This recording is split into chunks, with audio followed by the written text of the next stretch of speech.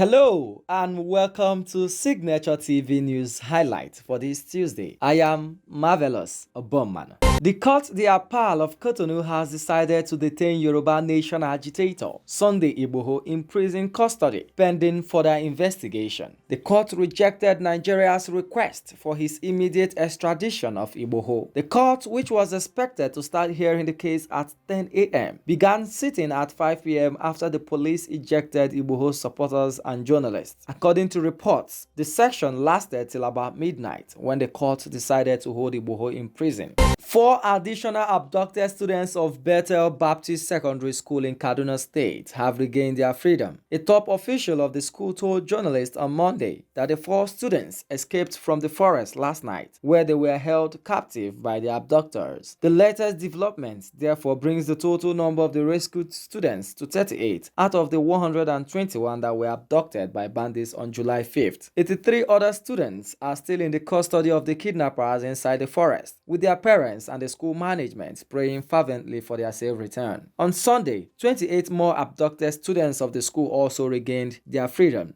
President Muhammadu Buhari has arrived London partly to see his doctors and also to participate in the Global Education Summit on Financing Global Partnership for Education (GPE) 2021 to 2025. His aircraft landed at Stansted International Airport, London at about 11:20 p.m. on Monday. The president's spokesman Femi Adesina said the summit will bring together heads of state and government, as well as stakeholders and youth leaders, and provide a platform for partners to chart a way forward toward transforming education systems in partner countries through exchange of best practices. After the summit, Adesina said President Buhari will spend a few days to keep a scheduled medical appointment, and he is due back by second week of August. The Federal Minister of Environment on Monday launched Reducing Emissions from Deforestation and Degradation Strategy Program, RED+, a nature-based solution approach to national development program that seeks to protect and preserve forests and fight against climate change. The Minister of Environment, Mohammed Abubakar,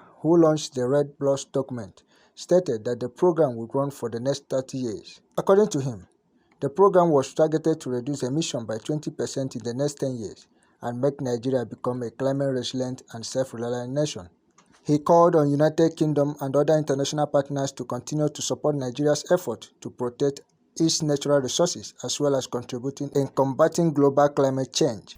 Nigeria's vision for implementing RED+ is to establish a climate-resilient economy through sustainable management of forests, to enhance carbon sink and reduce GHG emission by at least 20% by the year 2050.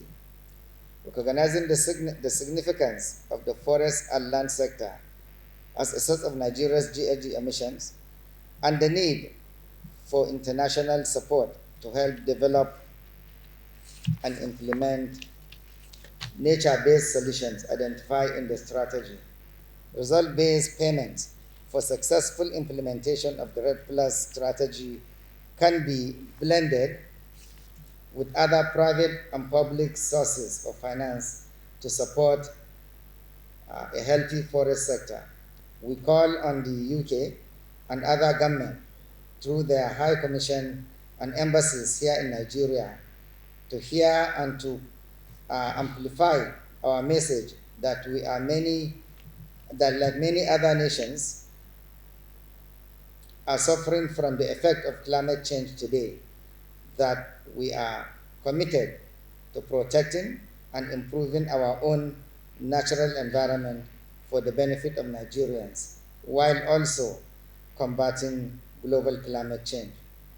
The Chairman House of Representatives Committee on Climate Change, Ibrahim Boka, who was represented by Suleiman Gumi, stated that the effective implementation of RED+ program would increase foreign earnings from the agricultural sector, as well as having abundant natural resources. He pleaded for support from every stakeholder involved to ensure that the program will yield positive results. Lending her voice, the Minister of Women Affairs, Pauline Talin, said women should be engaged in the program as they would play a major role in the process.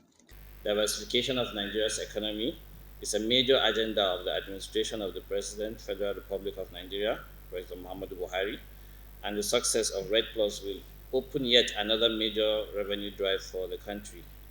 The world is offering huge resources for carbon emission reduction mitigation.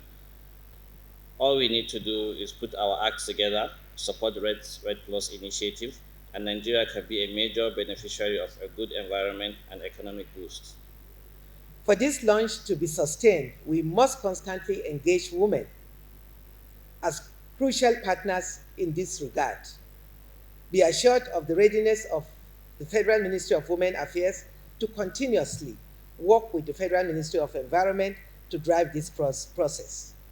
Sean Mebun, head of Climate Change and Energy West Africa and British High Commissioner representative, stated that United Kingdom was working with Nigerian government to secure its ecosystem and fortify it against disaster caused by climate change. He highlighted several engagements and efforts of the Commission in the fight against climate change and ecosystem preservation globally.